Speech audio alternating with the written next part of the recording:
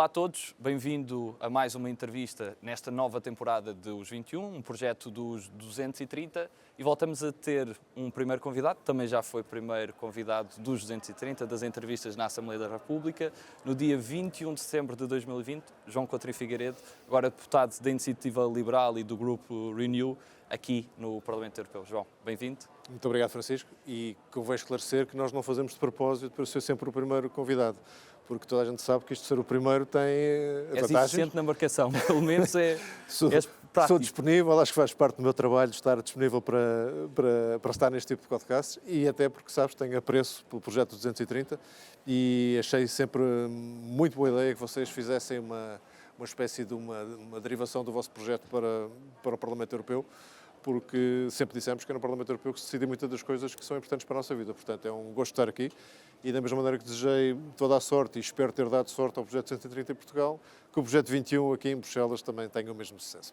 Muito obrigado, João. E recuperando um pouco o que foi essa entrevista, eu aconselho as pessoas a verem, porque hoje já não precisamos de fazer a introdução da tua vida, como é que foi o teu percurso, porque é que te tornaste liberal. Isto é como uma segunda parte dessa entrevista, mais focada aqui no Parlamento Europeu. Estava a partilhar há pouco contigo que ainda continuas a ser a pessoa com mais visualizações no YouTube. Lá está, uma das vantagens de ser dos primeiros, sim, está-se lá mais tempo. Muitas pessoas foram no início, ou seja, manteste aqui este valor, mas houve outra pessoa que se aproximou. Sabes, consegues tentar adivinhar quem é que foi o outro deputado? Não era deputado na legislatura que tu deste a entrevista. Ou seja, na altura tu eras deputado único. Entrou depois. E não é do teu partido. Os liberais são fortes no YouTube, mas há um partido também. Pois, eu não consigo ter assim muitas pistas, exceto que deve ser alguém com alguma presença nas redes sociais, porque isso normalmente... Não tem assim tanta. Não. Bem, eu adoraria que fosse o Sérgio Sousa Pinto, mas esse já lá estava quando eu entrei. É uma das que tem mais visualizações. Porque tenho um apreço enorme pela capacidade de comunicação e por boa parte do conteúdo que o Sérgio põe nas redes. Não é do meu partido. E falaste em homem. Sim. Eu ia dizer alguém como a Rita Matias, que sei que tem muitas... É desse partido, mas não uma pessoa mais velha. Não é António Correia? Não. Esse nunca foi deputado. Sim, mas aqui vamos entrevistá-lo hoje também. Não consigo adivinhar. A Gabriel Mitar Ribeiro, porque é interessante que o Chega começou também a ter muito mais tração nas redes sociais, sobretudo no YouTube. E na altura que nós gravámos a entrevista, a Iniciativa Liberal ainda era o partido mais forte, pelo menos a aparecer, sobretudo o Instagram. E nós até na altura discutimos se deviam criar TikTok ou não. Como é já que nessa achas? Altura discuti isso? Discutimos. Eu lembro de te fazer essa pergunta. Mas isso dá-me uma oportunidade de dar uma resposta a uma pergunta que se calhar não me ias fazer, que é, depois, entretanto, a Iniciativa Liberal e eu próprio, como candidato às eleições europeias, estivemos no TikTok. E estivemos tarde, e estivemos com menos força do que outros que já lá estavam, e a culpa é minha. Porque, não sei se nessa entrevista há 4 anos já se percebia, sim, mas eu tinha resistências relativamente ao TikTok e às relações que eram pouco claras do TikTok com as autoridades chinesas e o Partido Comunista Chinês. Tu deste duas razões. Resisti durante muito tempo e, a seguir às eleições gerais de 2024, eu pensei, é impossível não olhar para aquilo que estão a fazer partidos que crescem mais rapidamente que nós e tentar perceber aquilo que estão a fazer bem e que nós estaríamos disponíveis para fazer com igual força. E na altura identifiquei 4 ou 5 motivos que os poderiam ter levado àquele bom resultado. A maior parte desses motivos não estaria disponível para replicar, mas um deles que estava disponível para replicar era estar presente no TikTok. Portanto, foi um tipo de revisão de estratégia baseado naquilo que eu acho que é importante fazermos todos, que é reconhecer que há coisas que há outros que fazem bem, mesmo quando são de quadrantes políticos completamente opostos aos nossos. A segunda coisa que aceitei fazer já agora, coisa que na altura também levantou alguma celeuma, era a inclusão da minha cara em cartazes, coisa que eu sempre resisti até essa fase e depois achei que é uma aprendizagem na política. E eu achei, há 2 coisas que eu aprendi na política que ao princípio tinha convicção muito forte que não eram assim. Uma é que as ideias falam sempre mais alto que as pessoas. Ou seja, a mensagem sobrepõe-se ao mensageiro. Hoje, reconheço humildemente que não é assim. O mensageiro é, em muitos casos, e talvez na melhor das hipóteses, tão importante quanto a mensagem, às vezes mais. A segunda coisa é que a experiência política é, na maior parte dos casos, um empecilho à atividade política íntegra e digna.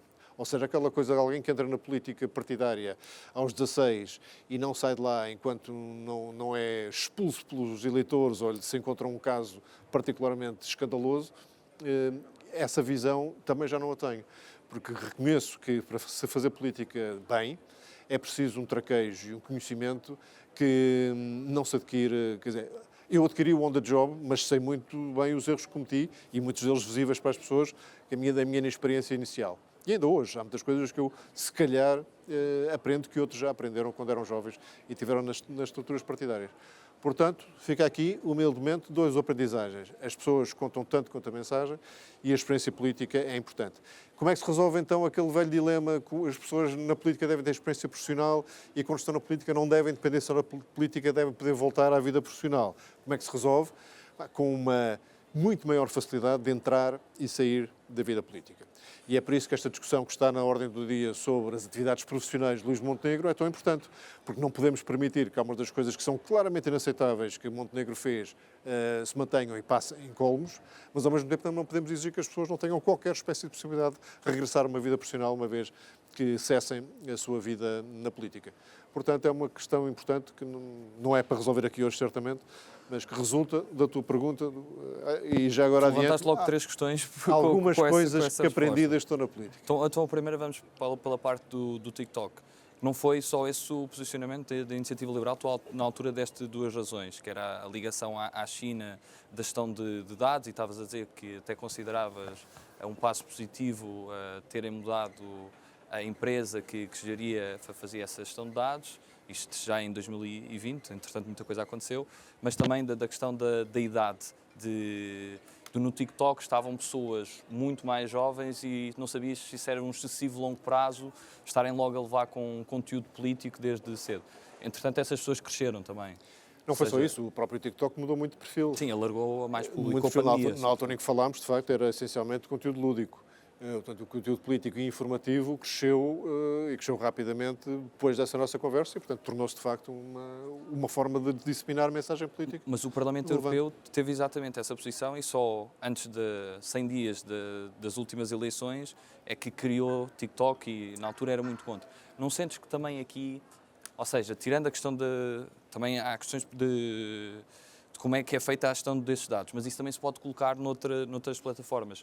Mas não achas que aqui também se sente muito, ok, por ser chinês e por o regime chinês também ter especificidades diferentes, mas às vezes há um duplo critério para o que é chinês e é americano. E agora, na altura que estamos a viver, percebemos que... Mesmo na altura em que estamos a viver, Francisco, acho que é bom haver um critério diferente para... Onde é que achas que são essas diferenças, por exemplo, nas redes sociais? Porque eu acho que não há qualquer evidência de que haja o recurso à chamada guerra híbrida, que inclui desinformação, inclui ameaças de cibersegurança, inclui ataques informáticos por parte de potências ocidentais e existem evidências e indícios bastante volumosos de que essas práticas são frequentes em regimes como o chinês, como o iraniano, como o russo. E, portanto, sim, acho que os critérios devem ser diferentes porque não são circunstâncias iguais. Tu estás a falar de uma coisa um pouco diferente, preocupante, mas muito menos grave, que é a utilização dos dados pessoais. Uma coisa é usar os dados pessoais para manipular eleições, como nós tivemos, lembras-te, e um caso muito sério, por altura das eleições americanas com a Cambridge Analytica. Sim. Esse, sim. E isso não era mais do que uma técnica de marketing hiper focada, hiper dirigida, hiper trabalhada. Mas era a utilização de dados pessoais para transmissão de informação política de uma forma que estava na fronteira da manipulação. Não me perguntes agora se estava do lado ainda aceitável, do lado já inaceitável da manipulação, mas provavelmente do lado inaceitável da manipulação. Mas são coisas diferentes, portanto... Não me vanglorio de ter, apesar de tudo, mudado de opinião em relação ao TikTok antes do Parlamento Europeu, mas percebo perfeitamente as dúvidas e as resistências que havia, porque eu também as tinha. E é conhecido das investigações que levaram vários países, nomeadamente também os Estados Unidos, a exigir a separação da propriedade do TikTok na América da sua casa-mãe. Era conhecida a forma como a empresa ByteDance era obrigada ou obrigada a facultar acesso às autoridades chinesas e, em muitos casos, ao próprio Partido Comunista Chinês e ao seu Departamento Internacional, que é uma das entidades de propaganda mais poderosas do mundo, para poder fazer desinformação política e manipulação da opinião pública europeia e ocidental. Portanto, sim, acho bem que haja aqui não dois critérios, como tu dizes, mas um critério mais apertado para o caso chinês.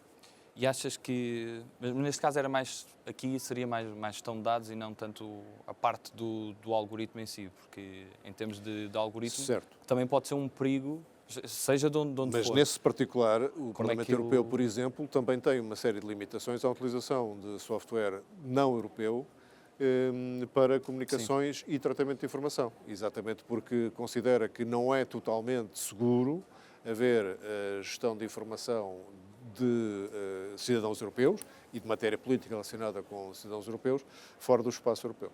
Agora, aproveitando um exemplo até americano, para falar um pouco da regulação do... Se calhar, às vezes, o que é criticado por uma regulação excessiva de muitas áreas por parte, não só do Parlamento Europeu, mas utilizando aqui a União Europeia como um todo. Nomeadamente de inteligência artificial, dou-te, por exemplo, o caso de uns óculos de uma marca americana, também ligada a uma plataforma digital, a Meta, por exemplo, que a inteligência artificial, quando chegas ao espaço europeu, deixa de funcionar porque não tem permissão. Os carros, os veículos, agarrando uma marca americana, de veículos elétricos, da Tesla, por exemplo, o piloto automático não funciona com todas as modalidades. Esse tipo de entraves de regulação, que por um lado é para garantir também segurança e não só, julgas que acaba por atrasar a parte de inovação na Europa?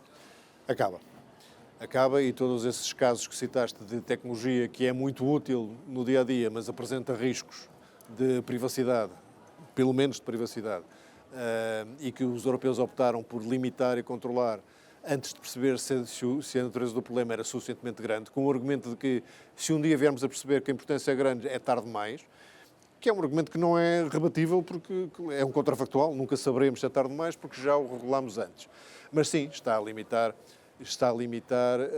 a disponibilidade desses serviços para os cidadãos europeus, portanto, desde logo uma desvantagem aí, mas está sobretudo a limitar a vontade que europeus possam ter de fazer inovações similares nesses produtos ou noutros no espaço europeu. Portanto, está a empurrá-los, no fundo, para fora do espaço europeu.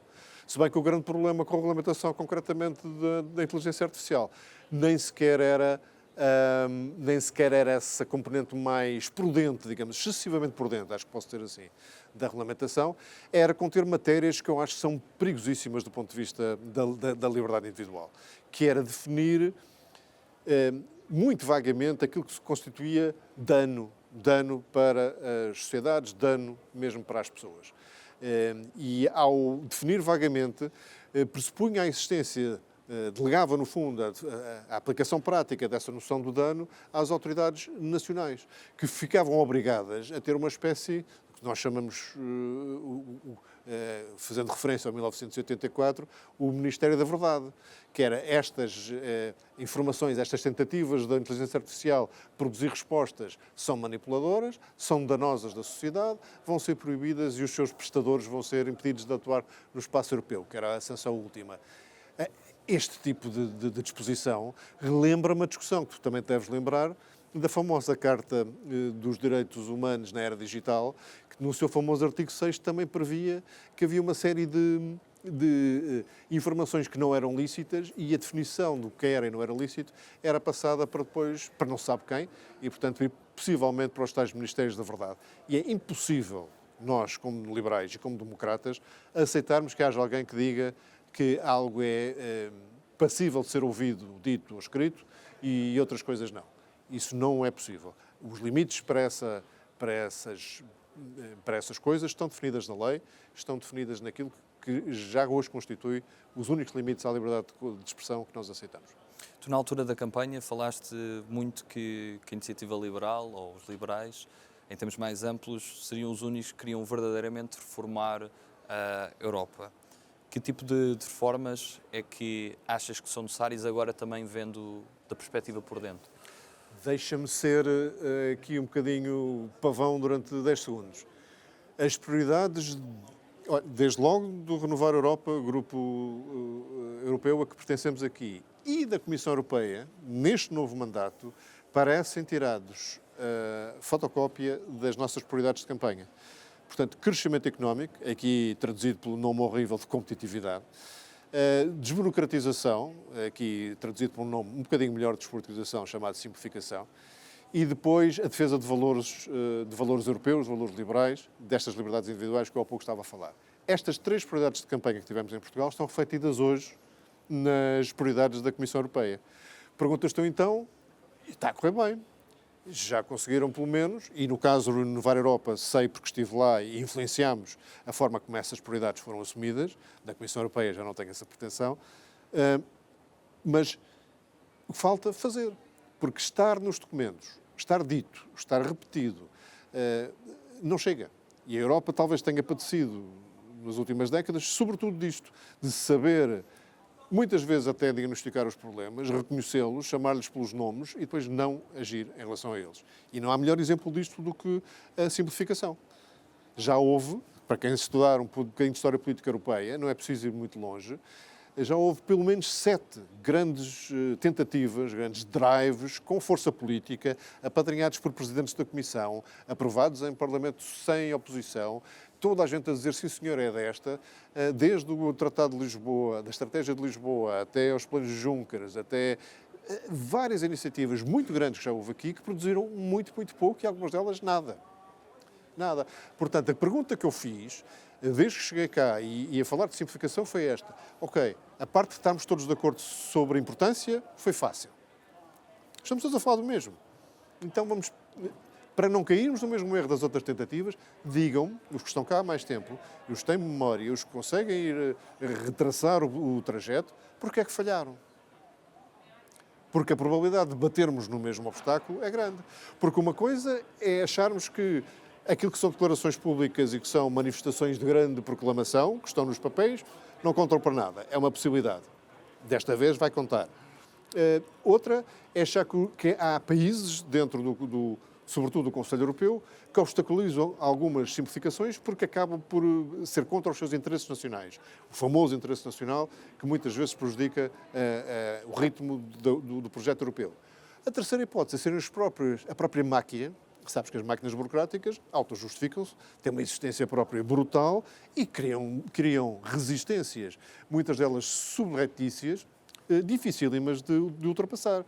E, portanto, as respostas que me foram vindo não foram todas iguais, mas há certamente, sobretudo nesta terceira, resistência da máquina europeia, porque é sempre possível, como há bocado discutíamos a propósito das regulações de inteligência artificial ou outras tecnologias, é sempre possível arranjar um risco, arranjar um perigo que talvez seja conveniente cobrir e que talvez justifique uma regulamentação e uma limitação. É sempre possível. Mas a atitude tem que ser outra. E um liberal tem que ser o primeiro exemplo dessa atitude. Não, tudo é permitido, tens que me dar um muito bom motivo para ser proibido. E muito bom mesmo.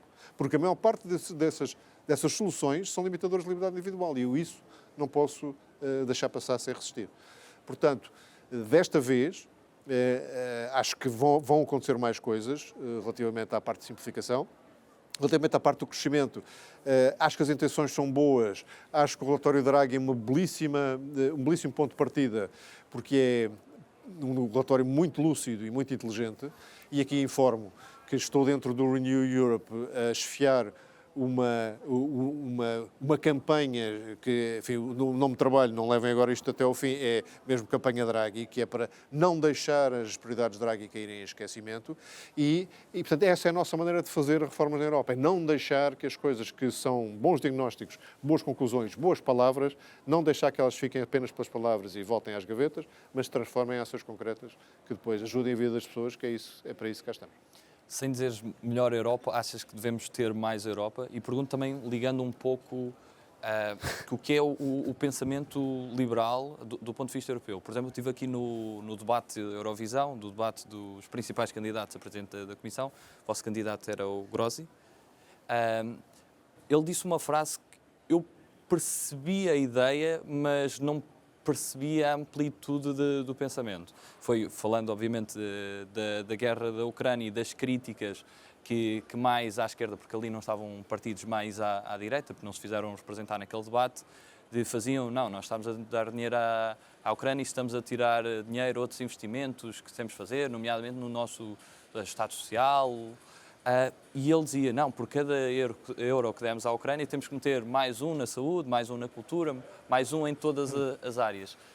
Isto também não corre o risco de... Eu percebi a ideia que ele queria passar, que é não deixar as outras áreas para trás, mas não corre o risco também de ser em si um discurso despesista e significar uma máquina também maior? Não me lembro dessa parte do debate, mas imagino que possa ter sido exatamente assim como descreves e digo que isso é a negação da política. A política é escolhas. Prioridades. Prioridades. E dentro das escolhas, prioridades. Portanto, não acho nada que seja assim. Acho que, e é por isso que eu há bocado ia responder, não sei exatamente como é que vai ficar o tema da reforma com vista ao crescimento económico, porque agora temos uma prioridade que é rearmar a Europa.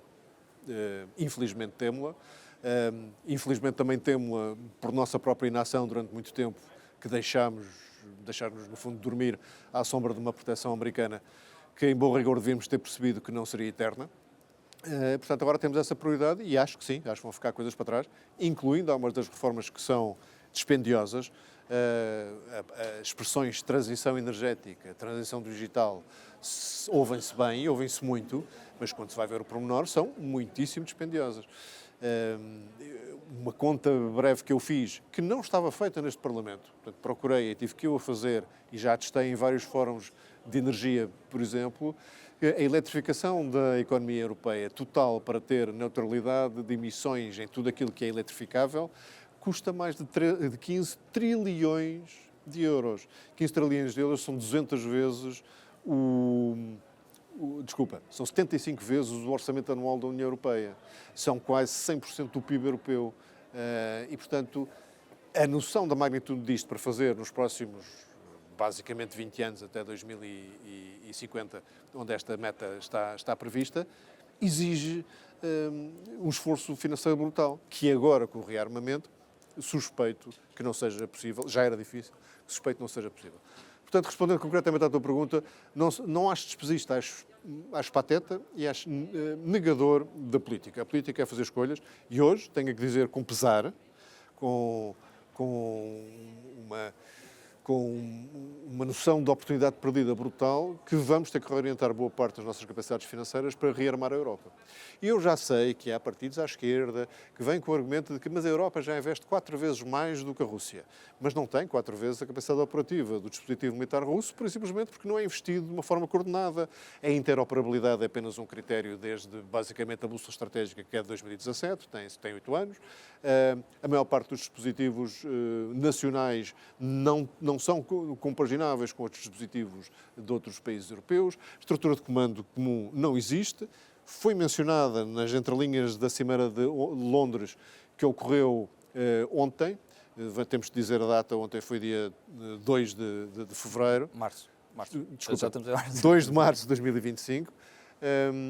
Foi mencionado, vai ter que haver uma estrutura de comando, porque a estrutura que existe é a estrutura do comando aliado europeu da NATO, que hoje não é de suficiente confiança e estabilidade para poder ser, a componente operativa do dispositivo militar europeu. Portanto, por tudo isto, sim, vamos ter que fazer escolhas. As escolhas que estão perante nós hoje em dia são escolhas difíceis. E tu consideras-te federalista ou não? Não sou federalista, mas reconheço, e isso é uma das virtudes do relatório Draghi, que te convence com alguma facilidade de que, de facto, nós estamos perante, cada um dos Estados-membros e cada um de nós, cidadãos europeus, estamos perante uma escolha binária. Acho que não há grande caminho aqui no meio. Ou, vou dizer, sais da União Europeia, vives sozinho, e é possível fazê-lo. Ninguém calculou quanto é que isso representaria de quebra de bem-estar, de riqueza em cada um dos países. A minha estimativa é que nunca menos de 15%, provavelmente mais. E, portanto, ficas orgulhosamente sozinho, sujeito a uma série de outras coisas que já não estás habituado a estar sujeito, como, por exemplo, desvalorizações da tua própria divisa e inflação importada por essa via. Portanto, empobrecimento, sim, mas com soberania tão plena quanto é possível neste mundo atual, ou uma integração numa Europa que vai obrigatoriamente ter que estar mais coordenada, que é a palavra que o Draghi mais usa. E coordenada, de facto, significa, não usemos eufemismos, decisões mais centralizadas nas instituições europeias. Porque se não estiverem centralizadas, não estão coordenadas, a tal palavra que ele usa muito, e não estando coordenadas, não são eficazes. Portanto, desse ponto de vista, não sendo federalista, estou bastante mais perto hoje de aceitar, se alguém me perguntar um dia, ou se os portugueses forem chamados, e outros povos, a decidir sobre esta escolha binária, estás fora ou estás dentro, eu vou escolher estar dentro, porque considero que o bem-estar material e a existência de recursos materiais são, em alguns casos, um pressuposto de exercício de liberdade individual. Portanto, eu concilio a minha veia liberal de gostar da subsidiariedade ao limite, de ter o poder no indivíduo, com esta delegação desse mesmo poder numa entidade supranacional, porque sem isso vamos ter menos escolhas e com menos escolhas és menos livre. E a subsidiariedade, eu acho que é um dos próprios pilares que consta nos tratados, mas que muitas vezes é mal interpretado. É usado muitas vezes por aqueles que defendem mais a soberania dos Estados, que não deverão... Não metam aquilo de olho. Nós sabemos resolver os nossos problemas, mas também é utilizado nesta lógica mais de eficiência pelas próprias instituições europeias. Às vezes até numa perspectiva talvez excessivamente centralizadora. Tu agora chegando aqui, sentes que também há essa lógica de nós sabemos decidir melhor? Não, não é o decidir melhor. É coisas que só podem ser decididas se os 27 decidirem ao mesmo tempo. O exemplo mais claro que está em cima da mesa é uma coisa relacionada com a figura jurídica das sociedades comerciais, de empresas, chamado o 28º regime. Portanto, cada um dos 27 Estados tem um regime das sociedades comerciais, como são constituídas, como são regidas, que direitos têm, que responsabilidades têm os administradores, os acionistas, etc. Há códigos comerciais, 500 páginas, em cada um dos 27 países. Isto tem feito com que uma empresa constituída num país tenha muitas vezes dificuldades regulatórias e administrativas brutais quando começa a operar num outro país da União Europeia e muito mais ainda se decidir operar nos 27 países da União Europeia. Portanto, essa noção de mercado único disponível para uma empresa que se constitua num Estado-membro cai completamente pela base perante essas dificuldades e fica só ao dispor das empresas que têm grandes departamentos jurídicos que possam resolver esses problemas, essa burocracia brutal de 27 regimes diferentes a que tens que operar. Atrás dos regimes jurídicos vêm os regimes contabilísticos, os regimes fiscais. Portanto, este 28º regime, que pretende acabar com isto e fazer na Europa um pouco aquilo que se faz no estado de Delaware dos Estados Unidos, onde incorporas uma empresa e essa incorporação é reconhecida imediatamente e tem força jurídica em todos os outros estados, e é simples, essa ideia do 28º regime de sociedades comerciais na Europa é uma ideia que só pode funcionar decidida aqui e aplicada nos 27 Estados-membros ao mesmo tempo.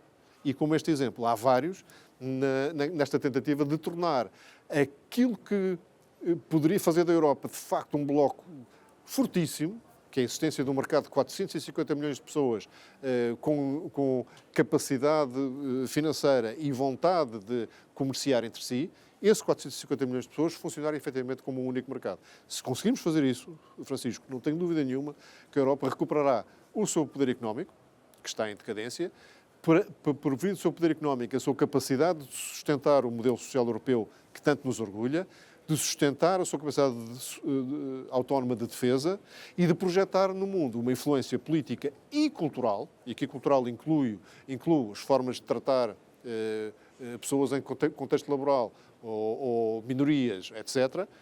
Conseguimos projetar isso tudo baseados no recrudescimento do nosso poder económico. E é por isso, mais uma vez, política é escolher e estabelecer prioridades, que a nossa prioridade foi crescimento económico também na Europa. À semelhança do que fizemos em Portugal, na Europa também. Crescimento económico aqui, para podermos pagar estas coisas todas e voltarmos a projetar estas coisas, estes valores, estes princípios que eu acho importantes, que durante algumas décadas conseguimos fazer e que contribuíram para o avanço civilizacional do mundo. Mas depois, acho que nos deixámos deslumbrar para a nossa própria imagem, para a nossa própria brilho, e achámos que não precisávamos de fazer absolutamente mais nada porque o mundo ia sempre reconhecer que a Europa é, de facto, o pináculo da civilização, quando isso não é assim. Se não tiveres poder real, quer económico, também militar, ao serviço dessas tuas formas de ver o mundo. Haverá sempre um tirano, ou um tiranete, ou um conjunto de tiranos e tiranetes que vai querer inverter a ordem internacional, que deu muito trabalho a construir e que tem tirado muita gente, não só da miséria material, mas da miséria de acesso a liberdades também. Já te vou perguntar sobre as diferenças de ser deputado na Assembleia da República e ser aqui deputado ao Parlamento Europeu. Mas quero-te fazer uma pergunta antes, que é, qual foi a diferença que sentiste entre ser deputado no teu primeiro mandato, em que eras deputado único, para depois seres deputado com um grupo parlamentar de 8 deputados? E, sobretudo, na estratégia que adotaste, isso achas que foi certa? Porque eu acho que focaste mais no primeiro mandato no trabalho parlamentar e não tinhas tanta liberdade para exerceres como presidente do partido e andares pelo país, como tu dizias que gostavas de poder colonar na altura porque sentias que tinhas essa limitação de tempo, e depois do maior conforto, o que é que isso te permitiu tendo um grupo parlamentar? Eu acho que a decisão de dedicar mais tempo à vida partidária depois de deixar de estar sozinho foi uma decisão corretíssima. Acho que isso depois permitiu muito bom crescimento e afirmação e implantação da Iniciativa Liberal um pouco por todo o país, mas teve uma consequência que eu confesso que não esperei, que é ao diluir propositadamente os porta-vozes da mensagem liberal, trazendo para a ribalta mediática outros nomes que precisávamos de lançar, digamos assim, acabou, e isto prende-se um bocadinho com a minha resposta, penso que à primeira pergunta sobre coisas que aprendi, de que o mensageiro não devia ter tão depressa feito essa passagem de praticamente mensageiro único enquanto deputado único e presidente do partido que fui durante quase 2 anos, para uma forma que foi um bocado mais diluída. E, portanto, isso depois acho que se conseguiu recuperar, mas durante, acho que 1 ano, notou-se que a forma de comunicar da Iniciativa Liberal era menos focada, menos incisiva. O que é natural, quando tens só uma pessoa e passas a ter mais, isso acontece irremediavelmente.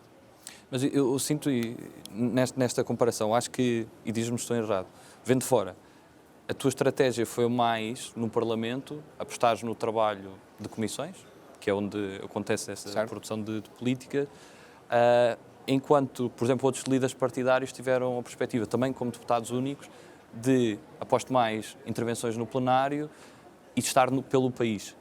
Sentes que, às vezes, não se tem a percepção de que, ok, este trabalho das comissões nem sempre chega cá fora e os portugueses sentiriam melhor o teu trabalho, se calhar trabalhando menos, mas mostrando mais o que faz. Sim, as faces mais visíveis do Parlamento são o plenário e as comissões de inquérito. Isso é mais ou menos evidente. E o trabalho invisível. Se me quiseres dizer, quase em tom provocatório ou até acusatório, que eu sobrevalorizei o trabalho das comissões e que levei demasiado a sério aquela história de que eu tinha um mandato para representar as pessoas e, portanto, era bom... tu tinhas muito aquela coisa que na entrevista dizes, eu não vou faltar. Isso. Porque achei que era um sinal de... A Iniciativa Liberal nasce e é, durante muito tempo, apelidada do partido do Twitter. Começa a afirmar-se e a ser mais visível, e é visível por comunicação de outdoors, sobretudo, muitíssimo original. Depois tem uma estratégia de redes sociais, reconhecida por todos como particularmente eficaz, mas irreverente. Portanto, na altura era importante acrescentar a essa imaginação, a essa criatividade e a essa irreverência, a credibilidade técnica. Profissionalismo. Sim. E mostrar, não era só acrescentar mais uma peça, era mostrar que elas eram 2 faces da mesma moeda. É impossível ser muito criativo sem ser inteligente. É impossível ser muito competente sem ser inteligente. E é impossível querer chegar às pessoas de uma forma que transmita credibilidade sem que chamar a atenção e, portanto, usando essa criatividade. Então, tudo isto fazia parte, e eu acho que o sucesso da Iniciativa Liberal e também o facto do seu crescimento, apesar de tudo, ser mais lento do que de outros, vem desta situação feliz de dizer estes são os gajos que são criativos, mas são competentes ao mesmo tempo. E isto é uma mensagem que é atraente, é cativante, mas chega a menos gente de cada vez. Portanto, é um trabalho muito mais de sapa.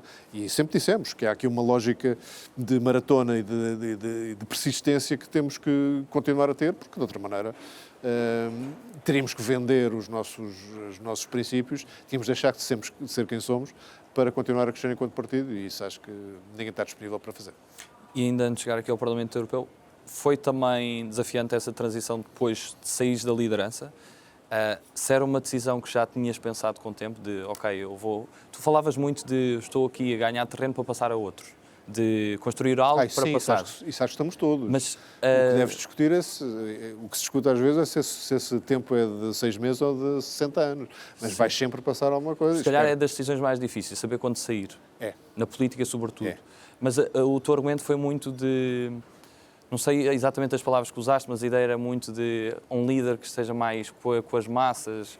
Não, popular não era o termo. Não usei o termo popular. Mas não sei se querias dizer popular nesse sentido, porque em termos de índices de popularidade até tinhas uma boa avaliação. De notoriedade. Sim. Pois, daí a afinidade é diferente. E sim, também é das coisas que eu poderei dizer que aprendi, porque... Mas achas que tinhas aquela imagem mais distante? Acho que tinha e não sei se deixei de ter. Portanto, acho que o partido para crescer precisa...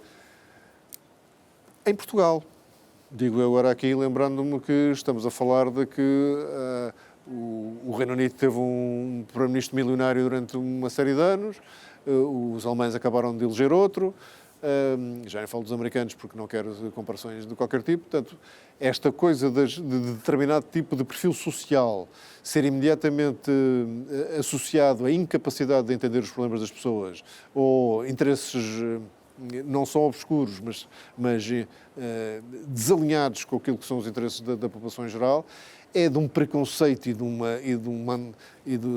conservadorismo que eu acho que já devia ter sido denunciado. Mas em Portugal é real.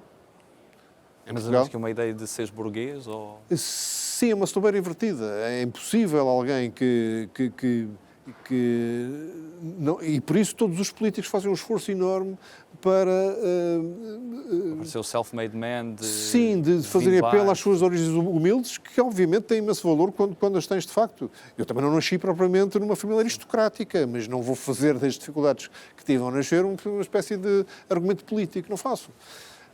Não faço porque tenho muito orgulho do que construí e consigo destacar a lavada na política. Olha, pouca gente, se calhar, tinha passado pelo escrutínio que eu passei e estou aqui sem sequer uma cicatriz de nada que possam ter apontado. Eu tenho muito orgulho nisso.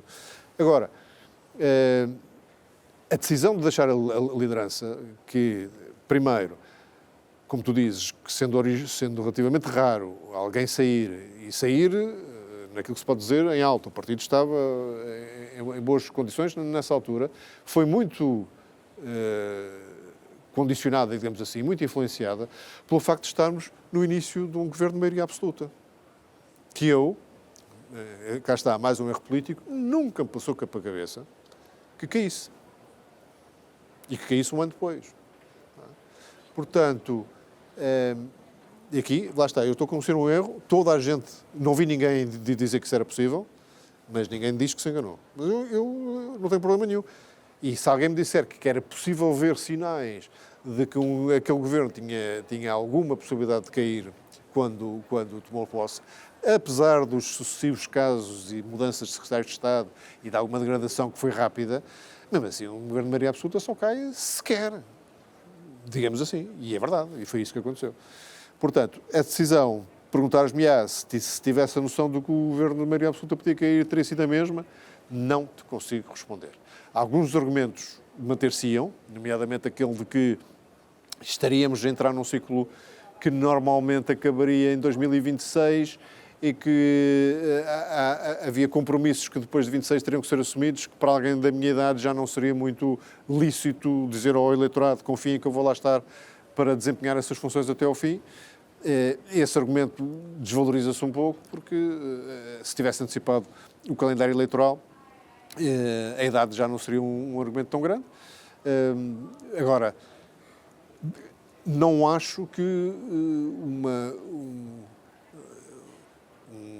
mandato que acabei por fazer na Iniciativa Liberal de 3 anos tenha sido um mandato excessivamente curto. Teria sido mais longo noutras circunstâncias? Provavelmente, mas não muito mais do que isso, porque eu acho que líderes que estão mais do que, sei lá, não quero pôr aqui uma fasquia, porque cada um terá a sua, mas eu diria mais que 6 anos numa função de liderança partidária, acho muito. Mantens o que disseste na altura que não gostavas de ser mesmo do governo? E mantenho. Haveria alguma coisa que na altura falavas se fosse muito importante para o país, tinhas que conjugar bem, falar, perceber se... Disse essa certo, resposta? sim. Que é muito política. Que é, muito... É política, exatamente. Se o país precisasse. Exato. Se vierem pedir, por favor, não é isso que eu queria dizer. Não, mas disseste que tinhas que adaptar duas respostas. Não gosto. E sim, seria, se não visse alternativa. Quando é alternativa, incluindo a minha própria consciência. Se me disseres, é o teu sonho de infância ser eurodeputado, também não é. E, no entanto, aqui estou. E porque sei que foi importante para o partido ter feito umas eleições em que voltou a fazer uma coisa que é notável, que é ter mais votos, não é percentagem, votos nas europeias do que tinha tido nas legislativas. E, portanto, continuar a poder dizer que sempre que fomos a votos, nós subimos. Em eleições nacionais subimos de votação, que é uma coisa que nenhum outro partido pode dizer para já, e um dia será também o dia em que a Iniciativa Liberal não cresce, mas para já estamos neste trajeto e acho que foi importante, digamos, puxar o horizonte de possibilidade do partido para cima e mostrar às pessoas que a IEL não está condenada a ser um partido dos 5%. E porquê é que achas, tu sendo um dos candidatos mais velhos destas europeias, porque é que tens mais tração junto dos mais jovens? Porque não é só a Iniciativa Liberal, sobretudo agora, porque acho que foste buscar também eleitores que normalmente votam noutros partidos. O que é que achas que tens mais tração nos mais jovens? Porque acho que os jovens sentem que eu gosto verdadeiramente deles. Okay. E quando digo gosto deles, gosto de estar com eles e empatizo muito com os problemas deles e angustia-me muito a falta de horizontes que sinto que eles sentem. E bem, eu acho que quando estou com eles sentem essa afinidade. Portanto, eu não vou fazer a coisa de dizer eu tenho um espírito jovem, acho que não é tanto isso. Gosto de tentar manter jovem, mas acho que não é tanto isso. É mais a sensação que eles têm que, eu estou com eles. Estou verdadeiramente preocupado com deixar um continente, um país, um continente e um mundo que seja pelo menos tão bom como eu encontrei. E está a ser difícil. E, portanto, essa empatia eu acho que se passa e é genuína, e a genuinidade, como tu sabes, estás nessa geração ainda, acho que ainda te posso chamar um jovem. Estou mais velho que a última entrevista, mas continuo jovem. Também já não sei qual é a bitola dos jovens, o jovem agricultor vai até aos 40. Pois. Mas, portanto, tu sabes que a genuinidade é das coisas que mais facilmente capta a atenção das gerações mais novas. Achas que essa postura foi sem personalidade ou veio também do teu background profissional, de necessidade de adaptação? Não sei. Sempre tive um fascínio pelo novo, por aquilo que é novo, sem me deixar cegar pelo brilho do que é novo. Ou seja, eu na minha formação política, olha, isto é uma coisa que eu acho que nunca disse em público, na minha formação política eu achei que tinha uma tendência natural, não sei se de personalidade, porque há quem se escuta se já nascemos com determinados tipos de tendências políticas, para o conservadorismo. Porque gostava imenso daquela noção de tradição que significava que uma coisa era tão boa ou tão útil que perdurou ao longo de gerações e estavas a fazer coisas idênticas, da mesma maneira, do que alguém que era teu ascendente há 5 gerações. É uma noção bonita para mim, de permanência.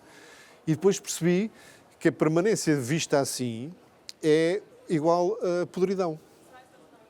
E que se não arranjas uma maneira de renovar as próprias tradições, em alguns casos, mas sobretudo para além, de fazer tradições novas, se quiseres, a tua vida não só para, como começa a andar para trás. E a podridão dá obrigatoriamente lugar a uma decadência horrível, macabra até. E foi nessa altura que comecei a perceber, não, espera aí, a melhor homenagem que se pode fazer ao tanto que os que vieram antes de nós fizeram, descobriram, pensaram, escreveram, pintaram, imaginaram, a melhor homenagem é pegar naqueles que eles te deram, às vezes bocadinhos de cada lado, e construir tu uma coisa nova. E, portanto, essa mistura entre saber respeitar aquilo que funciona e não querer deitar abaixo por deitar abaixo, mas ao mesmo tempo estar muito aberto àquilo que é novo, é que faz a verdadeira combinação de um liberal clássico, na minha perspectiva, que é estar permanentemente aberto ao progresso, sem nunca achar que o progresso em si, e só por si, é uma coisa boa. Mas isso não será também, às vezes, a errada interpretação do que é uma tradição? Porque a tradição, a tónica é muito na lógica de ser uma prática reiterada, mas esquecemos muito a parte da carga axiológica, dos valores que passam, e então não mudamos o hábito para adaptar à tradição. É verdade. Acho que é muito bem visto, até porque eu costumo dizer que, por exemplo, às vezes ao princípio perguntavam muito quais a lei de dicionário, qual era a definição de liberalismo para mim. Eu dizia, mas não tenho. Não tenho a lei do primado, da liberdade individual e duas ou três coisas assim muito básicas, axiológicas. Não tenho. Exceto que é uma tradição de pensamento, é uma forma tradicional de pensar sobre o mundo, que é basicamente isto que eu te dizia, olhar para ele, de perceber quais são as condições que devem existir, que melhor favorecem o exercício da liberdade de cada um. Quais são essas condições? E como tu dizes bem, à medida que o mundo muda, essas condições não são sempre as mesmas. Portanto, as tradições são mais de forma de abordagem, tradição de pensamento, de liberalismo enquanto tradição de pensamento, do que tradição de atuação. Sim. E no facto de, a segunda parte da questão, da primeira vez que chegaste aqui ao Parlamento, já com estas funções de eurodeputados, foi difícil esta transição de deputado para eurodeputado? Houve aquelas primeiras semanas de habituar-me a uns novos edifícios que são complexos e novos métodos, mas a grande diferença foi no trabalho político, porque aqui as grandes afinidades não são entre os grupos liberais, dentro dos grupos socialistas, dentro dos grupos da esquerda, são muitas vezes entre deputados do mesmo país e às vezes entre deputados que nem sequer são do mesmo país ou do mesmo grupo, mas que têm um interesse qualquer sobre um determinado assunto. E as decisões aparecem tomadas de uma maneira que tu às vezes não percebes exatamente porquê. E isso custou-me bastante a habituar e, portanto, estou a arranjar o meu grupo de influência também para que as decisões que eu gostaria que fossem tomadas depois sejam, efetivamente, cheguem até ao fim sem interferência. E achas que são mais centralizadas nas lideranças das famílias políticas? São, e às vezes até aparentemente fora daqui, porque são instruções vindas dos governos nacionais, desses grupos, que acabam por determinar o sentido de voto desses grupos. E achas que há muito esse também trabalho prévio, porque a iniciativa é da Comissão, mas de a Comissão palpar bem terreno antes de passar para Parlamento e para o processo de co-decisão com o Conselho? Aí devo dizer que o papel do Renew Europe neste mandato tem sido particularmente importante, porque nós instituímos esse mecanismo de consulta, não como condição de apoiar o Ursula von der Leyen, mas como condição para não haver algumas das cenas menos significantes que já houve este ano no plenário em Estrasburgo. E, portanto, nós instituímos, sim, antes de apresentarem a proposta propriamente dita, vamos alinhar alguns dos aspectos, o que nos tem permitido, a nós, que estamos dentro da maioria, digamos, que apoia esta Comissão, que é composta pelos liberais, pelos socialistas e pelos populares, PPE, tem-nos permitido evitar alguns excessos que às vezes a Comissão tem tendência a fazer. Eu, na primeira entrevista, perguntei-te pessoas que tu admiravas das outras bancadas. Tu disseste que admiravas muito, mas não especificaste nomes. Só referiste, mas noutra questão antes, pelo sentido do humor, reconhecias o talento do João Oliveira, que veio contigo também para o Parlamento Europeu.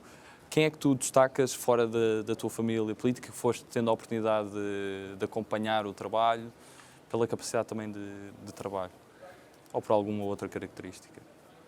Olha, passou agora aqui e cumprimentei um eurodeputado do PPE alemão chamado Christian Ehler, que creio que está no Parlamento há 20 anos e que tem, relativamente a matérias na área económica e, sobretudo, na economia com relação à inovação, um interesse já muito antigo. É uma personagem muito especial, muito particular, com uma personalidade muito forte, digamos assim, para não dizer que é teimoso, mas tem um conhecimento tão grande das matérias que é um gosto discutir com ele.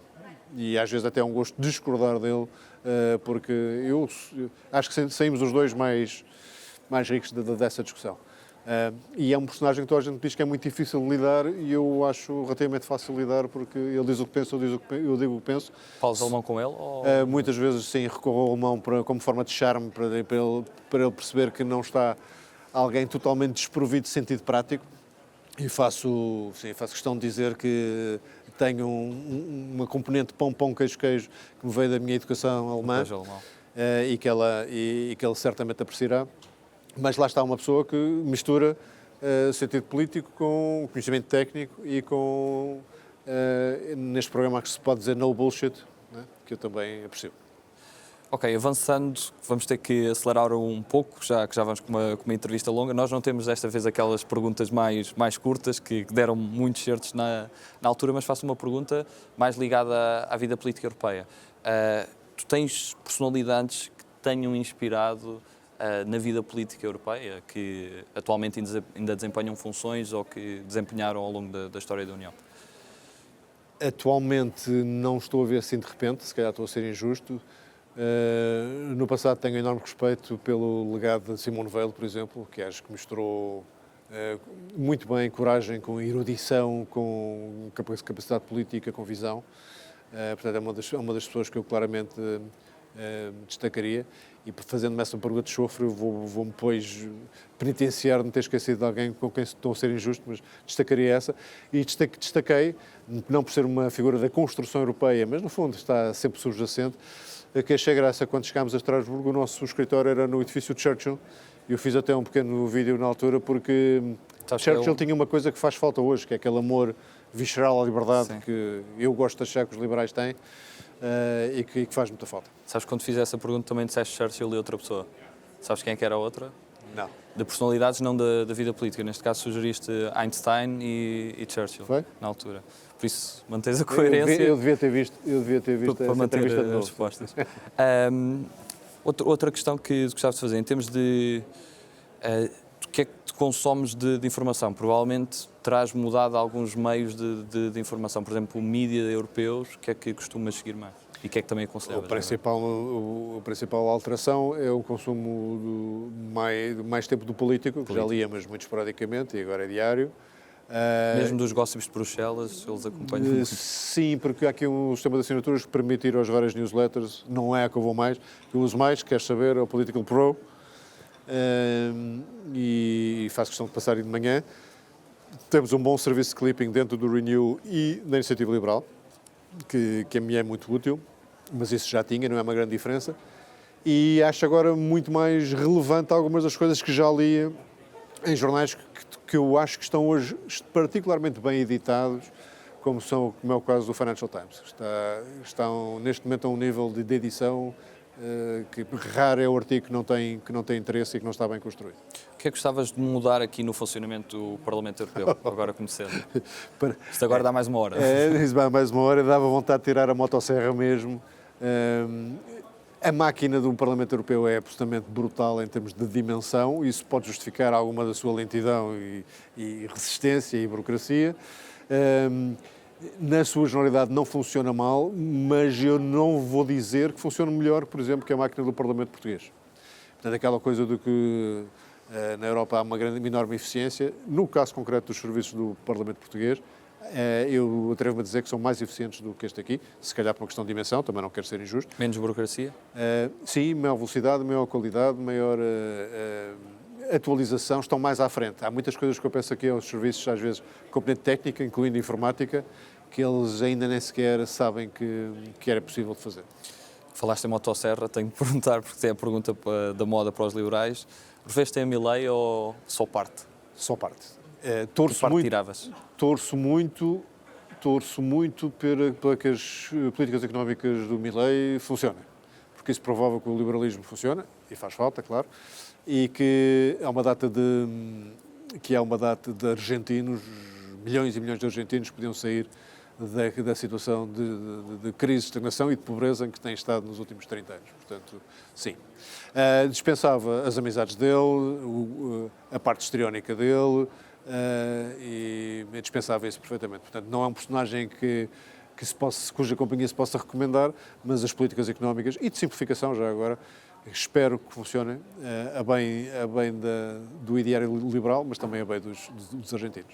E agora, nos últimos minutos, focando no teu trabalho de comitê, de comissão, faz parte da Comissão de Indústria, de Investigação e de Energia e és suplente de outras duas comissões. Quais é que são os maiores desafios nestas comissões e sentes que o funcionamento é um pouco diferente também da Assembleia da República? O funcionamento é diferente. Nós só temos efetivo trabalho de comissão quando nos são atribuídos relatórios como relatores ou como relator sombra. Fora disso, não é que não te possas meter, digamos assim, mas falo-as sempre só na medida em que o próprio relator ou relator sombra te permita. Portanto, nesse sentido é diferente. O grande desafio do lado da Comissão de Energia, de Pesquisa e Energia, é a própria energia. Portanto, há no mercado energético europeu uma enorme necessidade de simplificar a fixação de preços, diversificar as fontes de energia, quer geográfica, quer tecnologicamente, e de integrar, interligar os mercados elétricos, coisa em que Portugal e a Península Ibérica há décadas andam a reclamar da ausência de uma interligação, e folgo muito a dizer que já várias vezes consegui irritar os meus colegas franceses, mesmo dentro do Renew, ao insistir que essa interligação elétrica é absolutamente crucial e é urgente. No caso do Comitê de Comércio Internacional, é óbvio que neste momento está completamente subsumido pela questão das tarifas que poderão ou não vir do lado da nova administração dos Estados Unidos e que tipo de respostas devemos dar, tendo eu defendido, como é natural enquanto liberal, de que não devemos retaliar no olho por olho, mas devemos mostrar enorme